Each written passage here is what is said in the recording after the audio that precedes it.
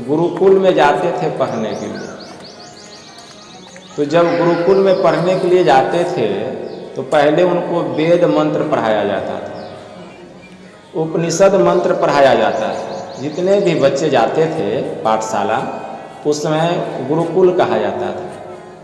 तो वहाँ सभी बच्चों को वेद मंत्र पढ़ाया जाता था, उपनिषद मंत्र पढ़ाया जाता था और सिखलाया जाता था कि ब्रह्मचर्य का पालन कैसे किया जाता है।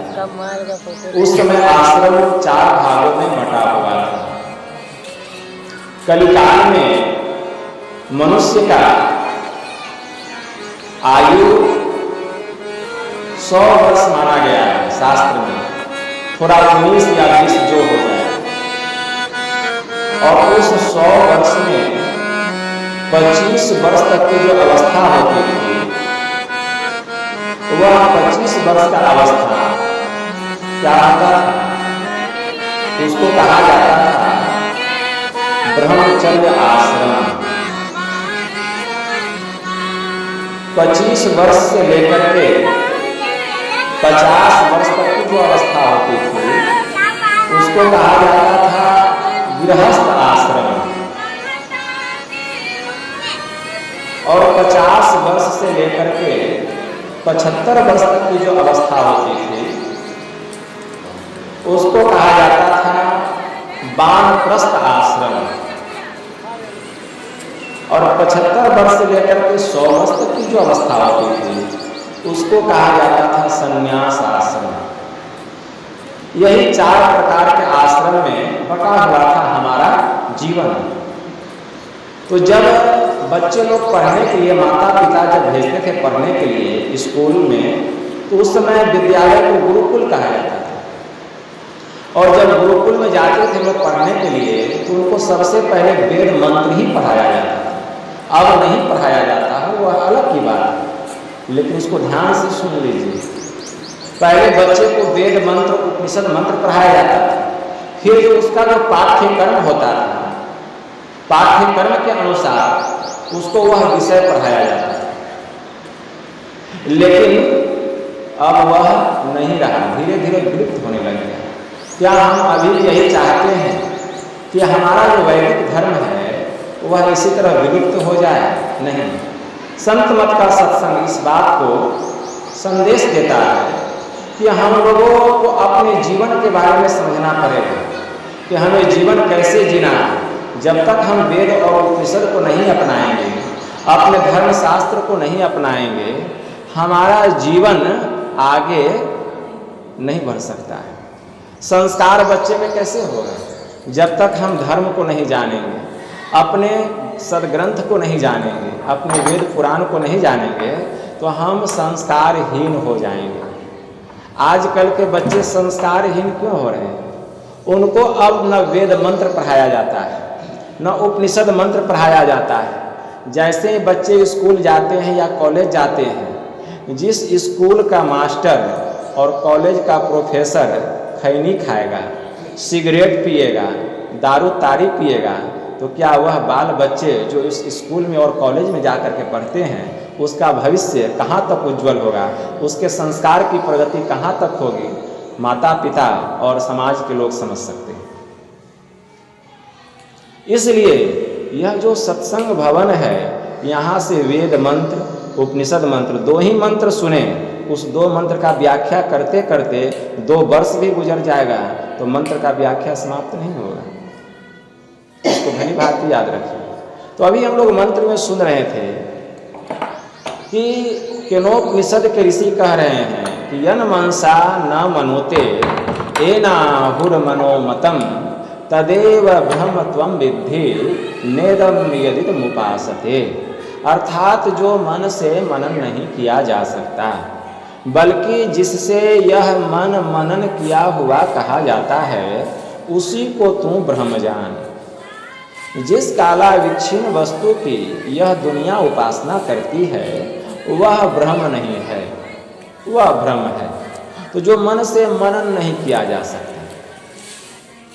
बल्कि जिससे यह मन मनन किया हुआ कहा जाता है, उसी को तू ब्रह्म जान। मतलब मन से भी उस ब्रह्म के बारे में हम सोच नहीं सकते हैं कि वह परमात्मा ऐसा होगा, जिससे मन को सोचने की शक्ति प्रदान होती है, जिससे मन को सोचने की शक्ति प्रदान होती है, कान को सुनने की शक्ति प्रदान होती है, आँख को देखने की शक्ति प्रदान होती है। वह शक्ति जो है उसी को चेतन आत्मा कहा गया। मतलब वह जो ब्रह्म है केवल चेतन आत्मा के द्वारा ही ग्रहण होने योग्य है। अन्य किसी भी इंद्रियों के द्वारा, चाहे वह बारीक से बारीक इंद्रियां क्यों न हो, मन बुद्धि चित्त अहंकार, यह बारीक इंद्रियां हैं, यह 4 अंतःकरण की इंद्रियां हैं। इन अंतःकरण की इंद्रियों के द्वारा भी वह ग्रहण होने योग्य नहीं है। वह जब भी ग्रहण होगा चेतन आत्मा के द्वारा ग्रहण होगा। इसलिए उस परमात्मा को जानने के पहले हम अपनी आत्मा को जानें। अपनी आत्मा को जानने के लिए हम बाहर में नहीं, अपने भीतर में ध्यान लगाएं, क्योंकि हमारी आत्मा इस शरीर के भीतर है, न कि इस शरीर के बाहर है। तो जो भीतर में वस्तु है उस वस्तु को हम बाहर में ढूंढेंगे, ढूंढते ढूंढते परेशान हो जाएंगे, थक जाएंगे, इस जीवन की जीवन लीला समाप्त हो जाएगी, तब भी उस आत्मा का ज्ञान होने वाला नहीं। कोई धीर वीर बुद्धि वाला जो साहसी पुरुष होता है, जो सत्संग नित्य प्रतिदिन सुनता है, जो ध्यान करता है, जो सत्संग करता है, उसके अंदर में यह चेतना प्रकट होती है।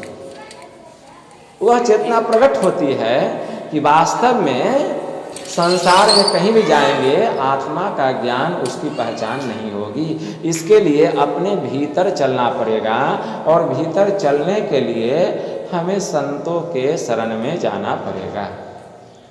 गोस्वामी तुलसीदास जी महाराज ने मानस में लिखा, वे कहते हैं, गोस्वामी तुलसीदास जी महाराज, कि सुजन समाज सकल गुण खानी, अकरौ प्रणाम सुप्रेम सुवानी। साधु चरित सुर सरिस कपासु, निरस विशद गुणमय फल जासु। जो सही दुख पर छिद्र दुरावा, बंदनीय जेहि जग जसु पावा। मुद मंगलमय संत समाजो, जो जग जंगम तीरथ राजो। राम भगति जहाँ सुर सरिधारा, सरसई ब्रह्म विचार प्रचारा। विधि निषेध मय कलिमल हरणी, अकरम कथा रविनंदनी बरनी। हरिहर कथा विराजती बेनी, असुनत सकल मुद मंगल देनी। गोस्वामी जी ने मानस में बालकांड में यह लिखा कि सुजन, सुजन का मतलब होता है सुंदर लोग, समाज। मतलब यह जो समाज है, इस समाज के लोग इतने सुंदर हैं, इतने गुणवान हैं, शीलवान हैं, चतुर्वान हैं। ऐसा लगता है हमको देख करके, गोस्वामी जी कह रहे हैं कि सब गुण से इस समाज के लोग भरे हुए हैं। ऐसे समस्त गुणों से पूर्ण समाज के लोगों को और इस समाज को मैं अपने दोनों कर को जोड़कर, दोनों हाथों को जोड़कर प्रणाम करता हूँ। देखिए गोस्वामी जी की बुद्धि कितनी तीक्ष्ण है, जबकि समाज में सब लोग गुण से भरे नहीं होते, लेकिन जिनकी दृष्टि अच्छी है, उनकी दृष्टि में जो बुरे लोग भी हैं वे अच्छे हैं। कारण क्या है कि उनकी दृष्टि अच्छी है, और जो बुरे लोग होते हैं उनकी दृष्टि में जो समाज में अच्छे लोग भी होंगे वे बुरे होंगे। क्यों? क्योंकि उनकी दृष्टि का दोष है, उनकी दृष्टि का दोष है।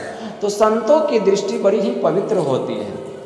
सज्जन दुर्जन जो चली आवे, एक ही दृष्टि निहार। उनके सामने चाहे सज्जन चले आए, चाहे दुर्जन चले आए, वे सबको एक दृष्टि से देखते हैं। इसलिए गोस्वामी जी ने कहा यह समाज इतना सुंदर है और यहाँ के लोग इतने अच्छे हैं कि समस्त गुणों से भरे हुए हैं, और ऐसे सुंदर समाज के लोगों को मैं दोनों कर जोड़कर प्रणाम करता हूँ। अब बताइए, यह जो समाज के लोग सुनेंगे तो किसी के भी मन में क्या विपरीत प्रभाव पड़ेगा? कभी विपरीत प्रभाव नहीं पड़ेगा। यहाँ तक कि जो पापी भी सुनेगा वह भी खुश होगा और उसके अंदर में लज्जा भी आएगी। अगर इतना सुनने पर भी उसके अंदर में लज्जा नहीं आई तो वह जीवन में कहीं नहीं सुधर सकता। इसीलिए कहा गया है कि सत्संग में ही सबका सुधार होता है और उद्धार भी होता है।